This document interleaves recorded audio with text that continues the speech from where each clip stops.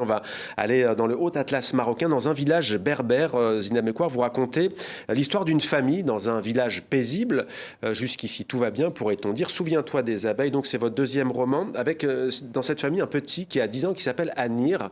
Dans quel environnement grandit-il? Exactement. Alors en fait, c'est une sorte de conte et on suit Anir qui a 10 ans avec son grand-père et qui est apiculteur. Et en fait, la spécificité de ce village, c'est qu'il est juste à côté du plus ancien rucher collectif du monde. Oui. Et c'est un lieu qui existe vraiment. Le plus ancien du monde. Le plus ancien du monde, qui est fait de bois, de terre, et les ruches sont assez particulières. Elles sont circulaires, faites de roseaux tressés. On voit l'image. Voilà, il y a toute une tradition ancestrale. Il est magnifique, mais le problème, c'est que le bourdonnement des abeilles laisse place au silence à cause de la sécheresse.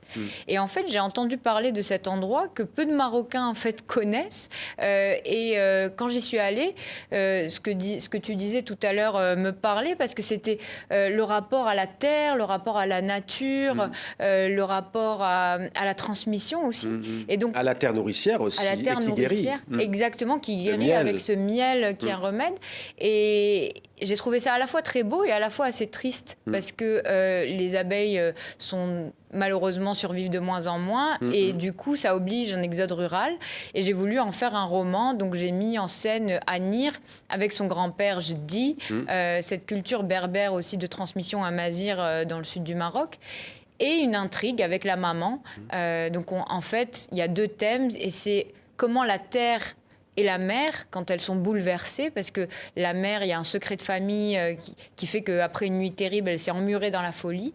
Comment la terre et la mer, quand elles ne peuvent plus nourrir l'enfance, comment l'enfance survit. Et c'est toute l'histoire de ce livre. Est-ce qu'on peut dire que c'est une fable aussi écologique qui brosse un portrait émouvant à travers ce rucher de la disparition progressive de cet insecte si important pour l'humanité? J'espère que c'est un portrait émouvant. En tout cas, je voulais montrer que la fragilité des abeilles, elle faisait aussi écho à la fragilité d'une existence humaine.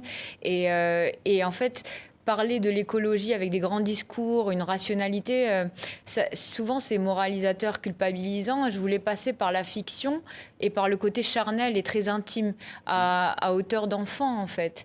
C'est vraiment un village qui se dépeuple. Vous avez des informations à nous donner sur Inzerki, qui d'ailleurs certains se battent pour qu'il soit classé au patrimoine immatériel de l'humanité à l'UNESCO. Exactement. Le Maroc veut porter ce rucher collectif et tout ce savoir-faire au patrimoine mondial de l'UNESCO. Va porter candidat le rucher d'ici la fin de l'année, et je voulais apporter modestement ma contribution à cela, et ça existe. Je suis allée vivre avec eux quelques jours. Alors il y a une générosité, je dirais, marocaine, et cette chaleur humaine qui a fait qu'ils m'ont vraiment tout raconté, accueilli. J'ai aussi demandé à des experts dans les universités, notamment à Agadir, de me donner des informations pour que je puisse, à la fois il y a cette intrigue qui est complètement inventée, et à la fois tout ce qui est sur les abeilles, le rucher et cette communauté est vrai. Voilà, donc ça peut servir de pièce dans le dossier du Maroc pour l'UNESCO et l'organisation onusienne